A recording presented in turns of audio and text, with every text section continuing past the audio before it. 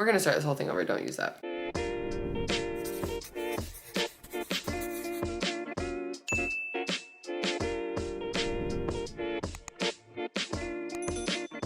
Hey everyone, and welcome to my channel. I'm Nikki. In today's video, I'm just gonna be talking about WW and pretty much getting started with WW, also known as Weightwatchers. If you enjoyed this video, please go ahead and give it a like and subscribe to my channel. And let's go ahead and get started talking about this. So with the new year, I know a lot of people are looking to change their lifestyle, develop healthier habits, and a lot of people are starting out WW. So I thought it would be good to just make kind of an overview video on what to know before you get started with WW with their new plan known as the Personal Points. They recently made a switch in November from Smart Points to the Personal Points plan. So it's a much more individualized plan, but it honestly is very similar to what they had before with a few tweaks that honestly I think are better. I think they make the program a little bit more challenging. I think if I would have started out with this new program, I would have found it a little bit more challenging, but it's still pretty similar and you can make adjustments to make it work for you. So the first thing you want to do when you're starting WW is decide which program is best for you. So they offer the in-person or the digital option. And for me, I decided right away that I just wanted to do digital.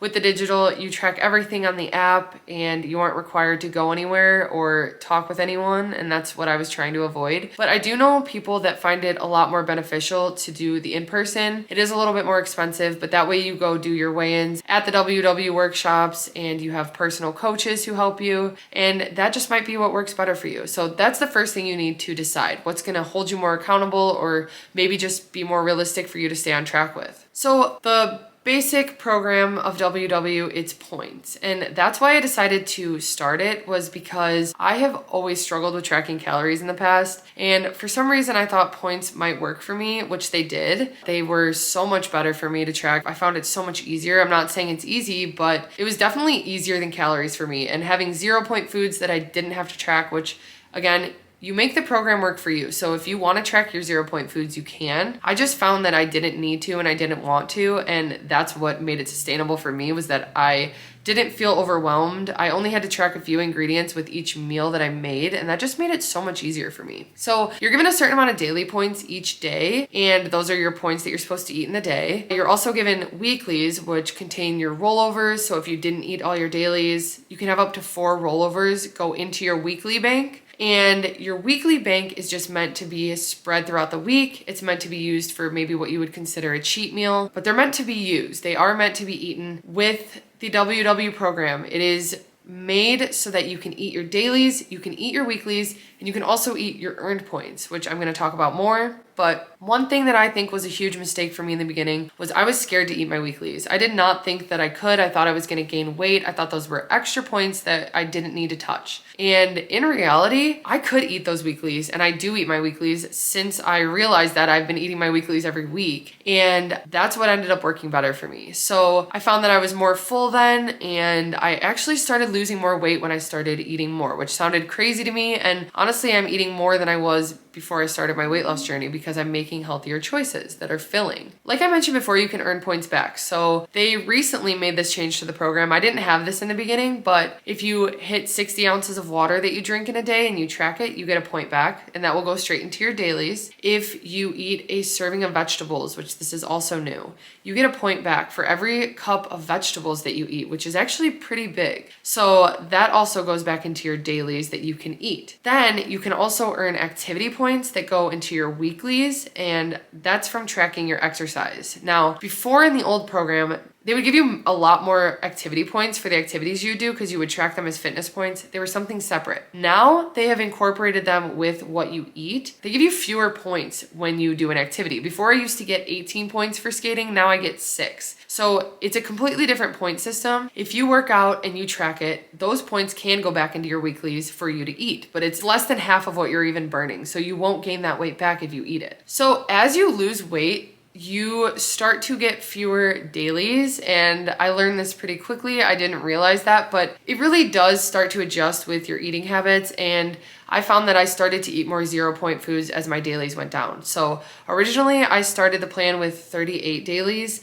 and I'm now at 24 dailies, which it's changed since they switched the program, but that's how it was in the beginning for me as well. I had gone down from 38 to 24 throughout months and months of losing. And that's just because your weight changes, and you, as a lower weight, you're required fewer calories. And so it just kind of adjusts with that. So the main thing with the WW app is tracking your food. And with that, you have the app, which I can also make a video explaining more in detail the app and the different features and different things that I've found useful. But just going off the app, so these are my dailies, those are my weeklies, as you can see. And so you'll track your breakfast, lunch, and dinner. You can see that there's a barcode, and that is how you'll scan your food. So that is how you'll track different labels. You'll select the portion size that you're eating, and that is how you'll track using the app. And that is also where I learned how to start to weigh my food and weigh out cheese in grams, or weigh out pasta when I cook it, or rice after I cook it. That's how I learned how to start incorporating those habits with my eating habits. And so that all comes with tracking, and you just want to make sure that you track as accurately as possible, but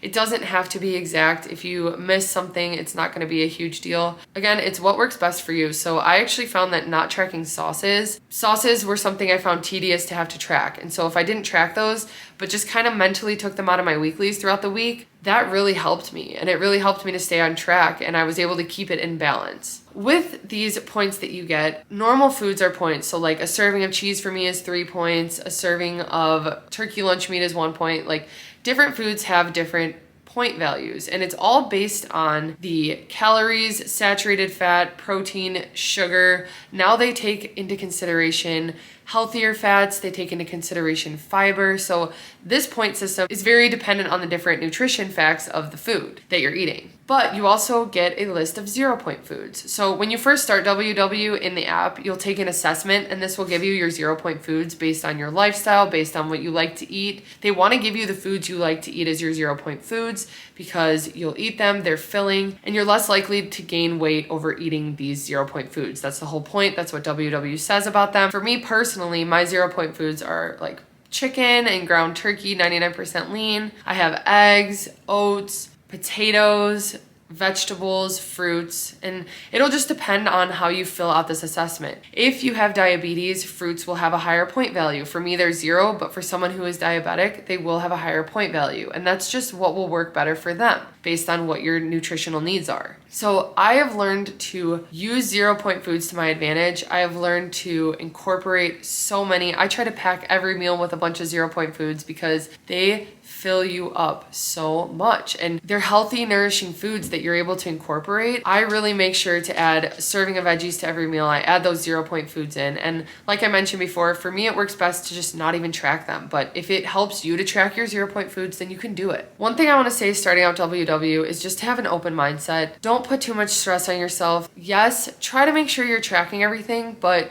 don't be too hard on yourself if you miss something. Don't make it something that you're dreading. And in the beginning, for the first few months, I tracked everything I put into my mouth because I was so strict with it, but it worked for me, and it wasn't too much. Like I mentioned, I only had to track a few ingredients per meal. But overall, I just had to remember that this wasn't some strict diet plan I was on. WW is a tool. So using the tracking is just a tool. It's not anything that's gonna make or break your weight loss, but taking advantage of the app and the different features they have and the recipe builder and different things like that to help make tracking easier or simplified really helped me to stay on track. And so remember that you have those tools right at your fingertips in the app. There's so many different features, and like I mentioned, again, I can do a tutorial on the app and how to get started on the app as well. But just getting started with WW, you need to remember to use that to your advantage, but also remember that WW is just a tool. So with WW, you have a weekly weigh-in, and like I mentioned before, mine is just in the app, but you could also have the meetings if you choose to do in person. And this was something that in the beginning we were very strict with. We actually were really excited. Every time it was weigh-in day, it was Tuesday morning, and we would pretty much run to the scale because we would be excited to see our progress we made. We were continuing to stay on track, and it was reflecting in the scale, but at the same time, sometimes weekly weigh-ins can be a little bit much, and so you just have to do what works best for you. If weighing yourself once a week is too much, if you find you're weighing yourself daily, adjust so that you can find something that'll keep you on track and will keep you motivated and not too stressed out or not too much pressure. A lot of times during my time of the month, I actually every time during my time of the month, I gain weight, and it's water weight, it's bloat, it's because I'm on my time of the month. Don't let that get in your head. Sometimes I would just skip my weigh-in altogether during those weeks because I knew that they were just gonna mess with me mentally, and you're in control with the app. If you skip a weigh-in, it's not the end of the world. You can just stay on track and you have next week, and who knows, maybe you'll have even a better loss than you expected. Weigh-ins are important, but they're not everything. So I'm still tracking using WW, and I find that it's just such a helpful tool for me. I've actually been able to switch over to maintenance mode. There's an option in the app that you can do that. It will actually give you a few extra daily points, I think, but that has just helped me to stay on track with tracking my meals now. A lot of the foods I eat, you really start to memorize the point values and really just get used to what is what, because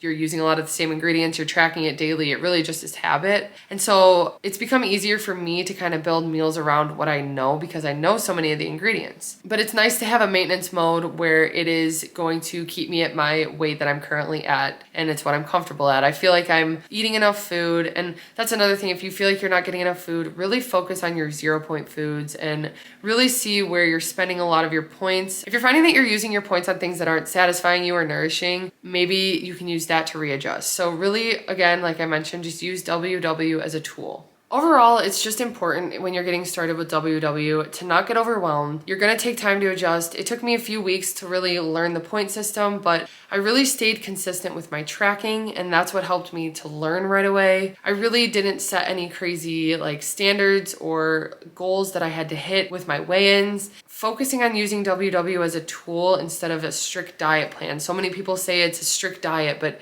it doesn't have to be. It can be a tool that you use to track things and just stay motivated. And you can really use it to your advantage the way that you want to, especially with the app, because the app really does have some useful features. Overall, it's just important to do what works best for you and make it fun. When you're starting out WW, we had so much fun. We had fun going to stores and scanning things, finding different low point recipes. Don't make it anything that you don't want to do. And that's what's really important with using WW. If you guys have any questions, I'm here to answer them. But that is it for today. Thank you guys so much for watching, and I will see you next time.